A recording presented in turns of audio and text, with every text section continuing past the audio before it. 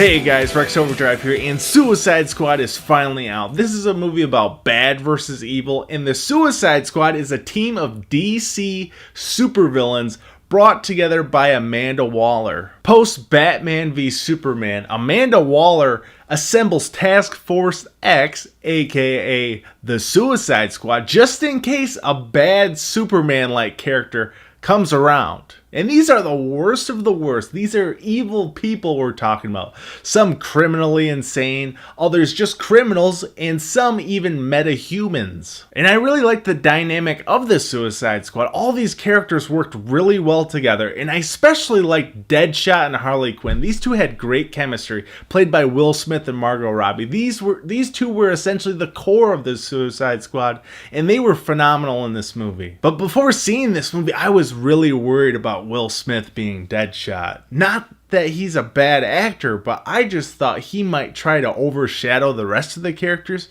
but he fits in really well in this movie.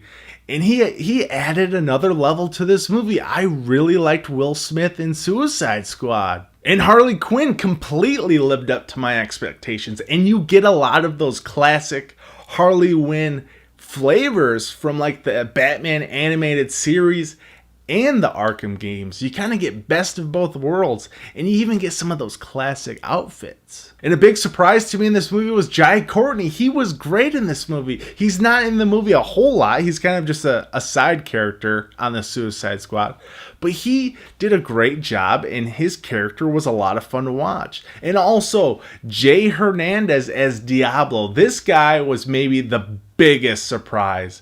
This character was awesome, and there's a lot of depth, and you feel for this character. I was really blown away by Diablo. But alright, let's get to the big question.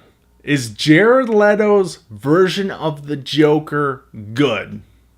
I'm going to say yes. I really enjoyed this interpretation of the Joker. It's kind of a Cesar Romero Scarface modern crime boss version, which I really like. You know, it's a modern fresh take on the version of a Joker, but it's almost too soon for me to decide if this is the definitive version of Jared Leto's Joker, because it's almost too soon to decide, because we haven't seen his version of the Joker go up against Batman or see him in a Batman movie. So I think we need to wait and see until that happens. But I also really liked how they wove the Joker into this story. He's not in the movie a whole lot, but he's kind of just sprinkled in throughout the movie. And I was also surprised how much Batman we got in this movie. He's not in a lot, but I honestly thought that Batman was only going to be in like one scene in this movie. So I was surprised. But I did have some issues with this movie. The first act, the way they set up these characters, I don't know if this was the right way for them to go. At least for me. They spent a lot of time setting up these characters, and just the way that they do it, I'm not sure they went in the right direction. And it did end up taking a lot of screen time, which, I don't know, it just kind of felt like a slow start for me. And also the amount of soundtrack that is included in this movie. Not score, soundtrack. We're talking like pop, hip hop, and rock songs here.